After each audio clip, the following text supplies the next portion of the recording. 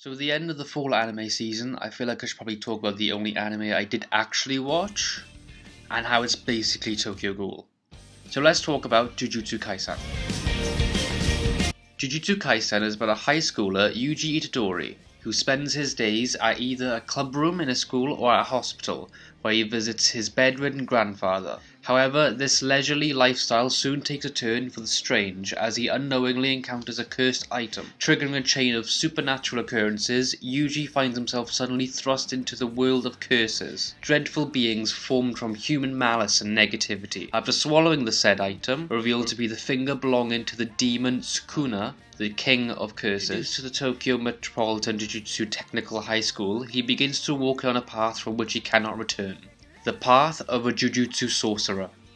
Now on to why it reminds me of Tokyo Ghoul, which I love and hate to compare it to, as for me Tokyo Ghoul was like my gateway drug into the mainstream anime sphere, but I can also accept that it is the anime equivalent of a 15-year-old locking their door and blasting My Chemical Romance in the room while their parents are fighting downstairs.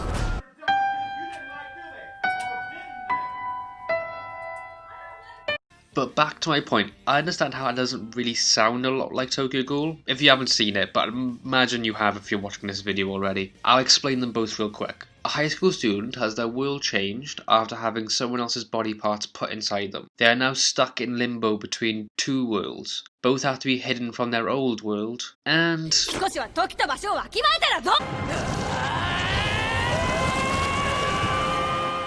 I imagine this is just an obvious structure you'd see in most anime, especially as they were both in weekly shonen jumps. If we look back to the basics in a writing way, we can have a look at the hero's journey, a term coined by Joseph Campbell in his book The Man of a Thousand Faces, and more modernised by TV show creator Dan Harmon.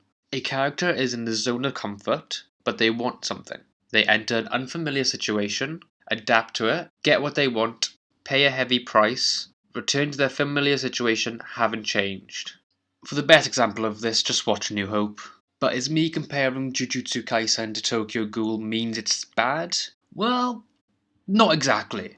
Tokyo Ghoul has kind of become the anime equivalent of Twilight on how edgy it tries to portray itself, or how popular it became all around the world. But I still like it. I admit I haven't seen it in years, but I am currently rereading the manga after having seen the first two seasons years ago. Saying that, Tokyo Ghoul Route A was actual garbage, and I've heard it's not like in the manga, so I'll be doing the cliche thing of, that makes no sense! Probably does in the manga. Of course the anime has issues, but I don't see those issues in Jujutsu Kaisen. I love the imagery and the fight choreography, and it's just perfect from what I can see already. As you could probably guess, I am enjoying Jujutsu Kaisen right now, and I won't be spoiling anything here, but I'm excited to see if there will be a second season and what comes up next. I just hope it doesn't become the joke Tokyo Ghoul has become.